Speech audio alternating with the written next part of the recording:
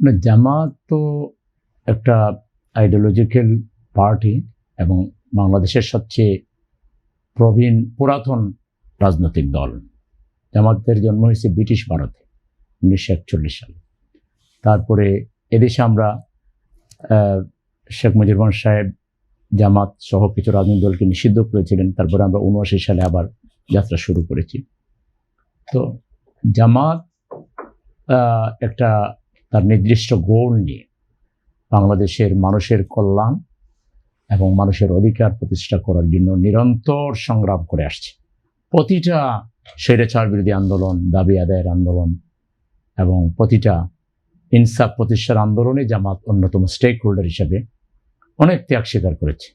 এর জন্য জামাত নেতৃত্বকে ফাঁসির মঞ্চেও যেতে হয়েছে, জেল জুলুম বরণ করতে হয়েছে, অসংখ্য শাহাদাত বরণ করতে হয়েছে। এনসিপিটা নতুন রাজনৈতিক দল, জুলাই আন্দোলনের প্রেক্ষাপটে তারা গড়ে উঠেছে এবং তারা জামাতের সাথে নির্বাচনী যুদ্ধে জামাতের সাথে এলাই করেছে।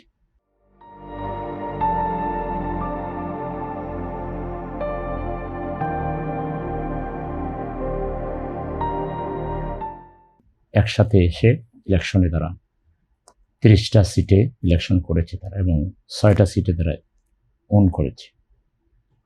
এখন জামাত যে ধরনের রাজনীতি করছে, এটা যদি একই রাজনীতি এনসিপিও করে, এটা যদি হয় তাহলে তো একই সূত্রে কথা বলা যাবে।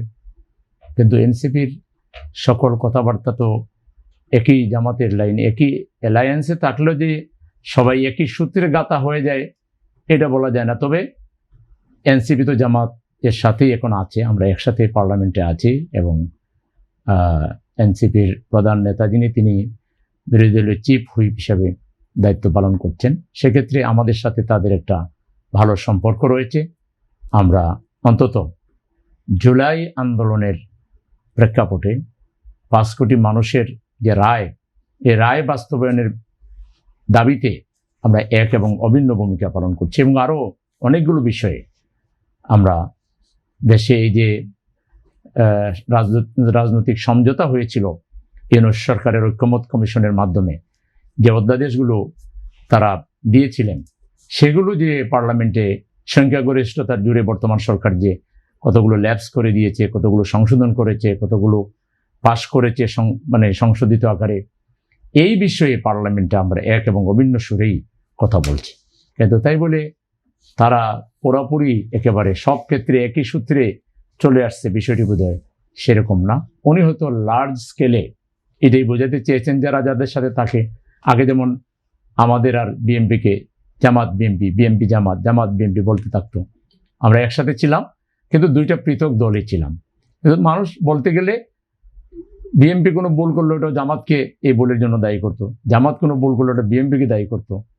ঠিক ওই রকম বলতে গিয়ে হতো। তিনি আরেকটি অভিযোগ তুলেছেন যে সাজানো ছকে নির্বাচন এবং আসন ভাগাভাগি করে নেওয়ার অভিযোগ তুলেছেন জিএম কাদের, সেই সঙ্গে পরিকল্পিতভাবে জাপাকে সংসদের বাইরে রাখার অভিযোগ তুলেছেন।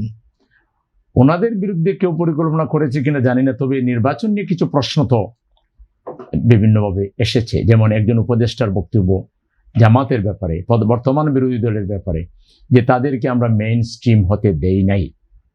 তারপরে সংসদে একজন প্রতিমন্ত্রী বলেছেন যে ছাত্ররা আন্দোলনে ডাক দিয়েছিল কিন্তু ইউনূস সাহেব লন্ডনে গিয়ে ট্রফি আমাদের ক্যাপ্টেনের হাতে তুলে দিয়েছেন।